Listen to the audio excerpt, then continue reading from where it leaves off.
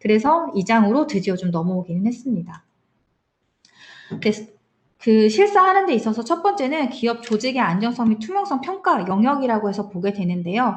이러한 안정성이나 투명성이라는 것들의 요소는 그 법인이 도대체 기본 구조 자체가 법률적으로 문제가 없는 법인인가, 거기에 핵심을 이루고 있는 주주들이 어떻게 되어 있는가, 그리고 더 핵심이라고 할 수 있는 임원들, 임원이라고 하면은 뭐 등기가 되어 있는 대표이사라든가 이사라든가 이런 분들이 감사 이런 분들이 될 수도 있고요. 등기가 되어 있지는 않지만 의사결정권을 갖고 하는 분들, 뭐 우리는 뭐 소위 C레벨이라고 하죠. 이런 부분들에 대한 것들을 구성이 되어 있습니다. 그래서 핵심 요소들을 보는 게 바로 1단계에서 평가를 해야 되는 것들인데요. 이러한 1단계 평가는 딱 요 5개의 서류를 가지고 진행을 하게 됩니다. 그래서 첫 번째 서류인 등기에 대해서 좀 알아볼게요. 아직 예비 창업 단계이시면은 등기는 없을 거예요. 왜냐?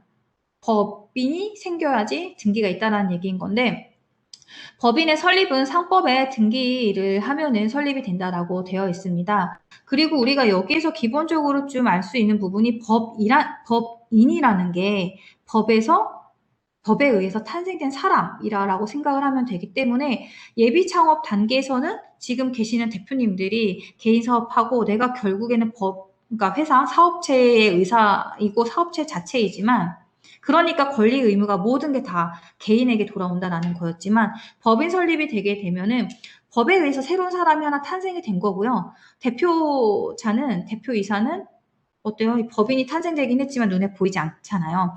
그래갖고 법인을 대신해서 행위를 하는 그런 사람에 불과하게 됩니다. 그래서 이러한 관계에 대한 기본이 좀 잘 이렇게 인식이 되어 있으면은 나머지의 법률적인 부분들을 이해하는 게 상당히 수월해지는데, 그래서 이런 거예요. 개인 사업자는 사업자가 사망을 하거나 변경이 되죠. 그럼 개인 사업자는 말소를 하고 폐업을 하고 새로운 사업 등록을 하든가 해야 됩니다. 하지만 법인에 있어서는 대표자가 변경된다라고 해서 법인이 뭐 소멸됐다가 법인을 다시 만든다라는 개념이 생길 수가 없는 거죠. 네, 일단은 그래서 법인이라는 거는 등기를 하면서 탄생이 되게 되는데, 그러면은 법인 설립하면은 요렇게 된 등기를 만나보시게 될 거예요. 등기는 좀 투자자 입장에서 보면은 인터넷 등기소 사이트를 통해서 누구나 열람이 가능하기 때문에 투자자분들은 아마 관심 있는 기업에 대해서는 등기를 한번 좀 보시게 될 수도 있는데요.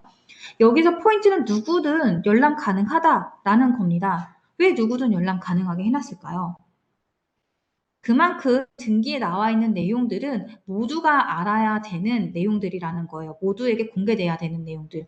예를 들면은 그런 관점에서 보면 등기에 나와 있는 내용들이 당연하구나라고 생각할 수 있는데, 이런 거죠. 상호는 회사의 이름입니다. 제 이름이 정진숙인 것과 마찬가지인 건데, 여기서 구분해야 되는 개념은 상표예요. 상표는 어떻게 보면 서비스든 제품이든 이런 거를 표창하고 있는 거기 때문에 그냥 뭐 브랜드로 이해를 하시면 되실 것 같은데, 한 회사의 상표는 되게 많을 수도 있어요. 저도 회사 이름은 아미쿠스 렉스라는 주식회사인데, 좀 어렵죠? 법친구라는 뜻을 갖고 있는 아미쿠스 렉스라는 주식회사라는 회사 이름이 있지만, 제가 갖고 있는 이 로폼은 상표입니다. 브랜드예요. 그래서 아미쿠스 렉스라는 주식회사는 로펌이 생길 수도 있고요. 제가 옛날에 했던 뭐 제보받는 언니도 했었거든요. 제가 옛날에 뭐 그런 것들 해서 상표는 상당히 여러 개가 나올 수가 있습니다. 그리고 상표는 이제 출원을 해서 등록을 하게 되면은 상표권이라는 지식재산권, 지적재산권이라고 하기도 하죠. 이런 권리가 되기도 해요. 그래서 상호는 상표랑 구분이 되는 개념이고, 예, 이렇게 여기 등기에 나오게 됩니다. 내 이름이 나오는 것처럼. 지금 제가 하고 있는 설명들은 아까 보여드린 사이트에 세부적인 것들은 다 설명이 되어 있기 때문에 이러한 큰 틀의 이해, 그리고 이런 걸 통해서 이런 거를 나중에 저기서 찾아보면 되겠구나 라는 것만 오늘 알면 되셔서 좀 강의는 편안하게 들으셔도 되실 것 같아요. 어쨌든 법인 설립을 하게 되면 이제 등기가 이렇게 나오게 되는데, 등기에는 상호가 나와 있고 본점이 어디 있는지 장소가 나와 있고 공고 방법이 나와 있습니다. 그리고 우리가 이제 드디어 주식 얘기가 나왔는데요. 주식 하나의 금액이 얼마인지에 대한 액면가가 나와 있는데, 이 액면가가 나중에는 내가 한 주에 나는 5,000원을 주고 이 회사를 만들었거든요. 근데 나중에 우리 회사가 20배가 올랐어요. 그래갖고 한 주당 10만 원씩 주식을 사겠다라는 걸 투자자들이 네, 그러면은 저는 95,000원, 한 주당 95,000원. 10주를 갖고 있으면은 95만 원, 100주를 갖고 있으면은 950만 원. 이런 식으로 예, 여기서 바로 아까 말하는 엑싯이라는 어떻게 보면은 개념이 생기게 된다라는 겁니다. 실제로 이제 투자자들한테 그런 가치 높인 거에 따라서 돈을 받고 이제 구주를 팔고 캐시가 오게 되면 이제 엑시트 되는 그런 개념이랑도 좀 연결이 되어 있고 이제 기업 가치가 몇 배가 올랐느냐라는 기본 개념이 되기도 하는 금액입니다.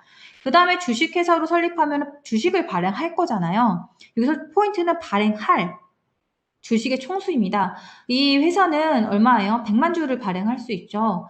그렇기 때문에 발행할 주식의 총수는 이따 제가 정관 실습에서도 보게 될 거지만 발행할 주식의 총수는 여기 보이면은 요건 이미 발행되어 있는 발행한 주식의 총수이거든요.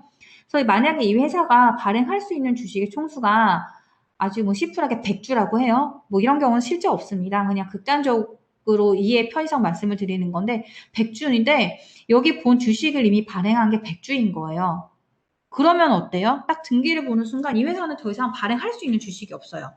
발행할 수 있는 주식이 없다라는 거는 신주, 새로운 주식을 발행할 수 없다는 거고 그러면은 투자자는 회사가 돈을 받고 주식을 주는 게 기본 개념이잖아요. 투자라는 게. 줄 주식이 없습니다. 발행할 수가 없으니까.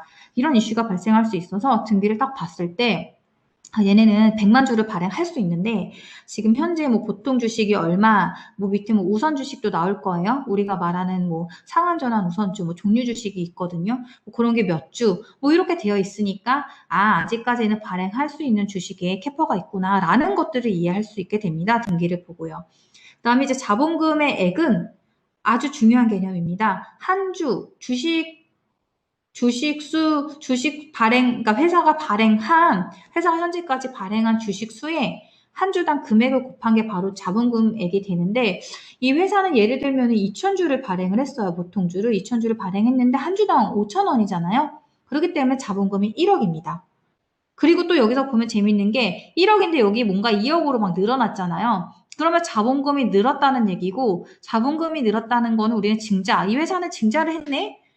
그러면은 뭔가 투자금이 또 들어왔다라는 얘기를 바로 알 수가 있어요. 등기부를 보면. 네. 그렇게 되는데 증자를 했다라는 거를 또 알 수가 있게 되고요. 네, 어때요? 요런 거만 좀 핵심만 딱딱딱딱 알아두시면은 등기를 보는 순간 그냥 싹 파악이 됩니다.